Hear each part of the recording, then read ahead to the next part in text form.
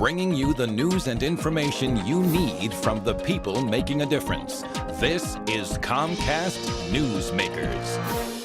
Hi, welcome to Comcast Newsmakers. I'm Sabrina Register. We're here on the beautiful campus of University of Puget Sound. Joining me right now, Dr. Dexter Gordon, who is a distinguished professor, communication and African American studies here at University of Puget Sound. Thank you so much for coming on the program. Thank you for having me, Sabrina. You have been doing some very important work. Part of your work has resulted in an initiative, the Race and Pedagogy Initiative. Explain what that is. The Race and Pedagogy Initiative is an initiative on the campus of the University of Puget Sound that focuses on the question of educational equity, access to education for all of our children.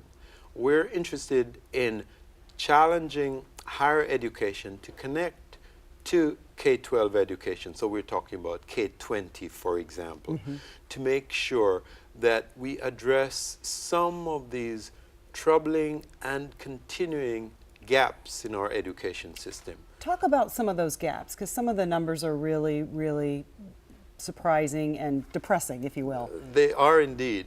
We talk about the achievement gap, the gap between the performance of Asian American students, who are often at the top, white students, and then there's a big drop-off to African American students, Hispanic students, Native American students, and generally students who are of color and are poor.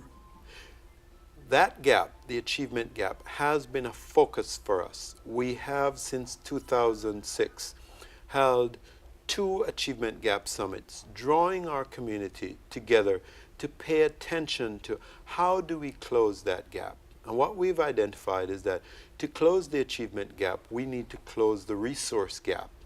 We need to close the opportunity gap. We need to close the access gap.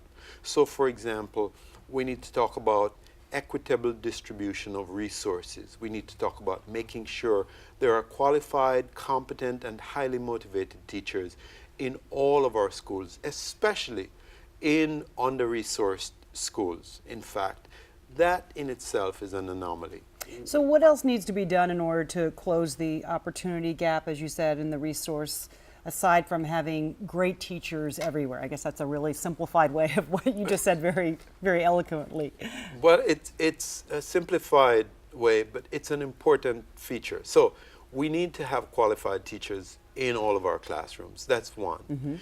We need to have adequate resources that pay attention to pre-K preparation. So it's very important for our communities to be aware that students come to school underprepared. And until we pay attention in ways, for example, that the New Jersey school district system has paid attention because of the Abbott case.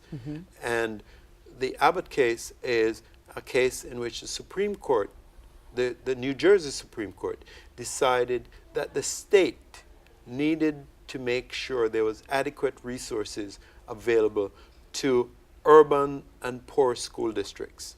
And because of the property tax basis of funding schools, we have these disparities. And so in the Abbott case in New Jersey, what we have is a state Supreme Court making it a requirement of the state that there not be these disparities. So teachers in pre-K programs need to be certified and qualified. So that's one area where we can close the gap. We need to provide wraparound services, services that include health, nutrition, services that include instruction, so that when students come to school, they are prepared to work at the same level as peers who are from more stable households, from more wealthy households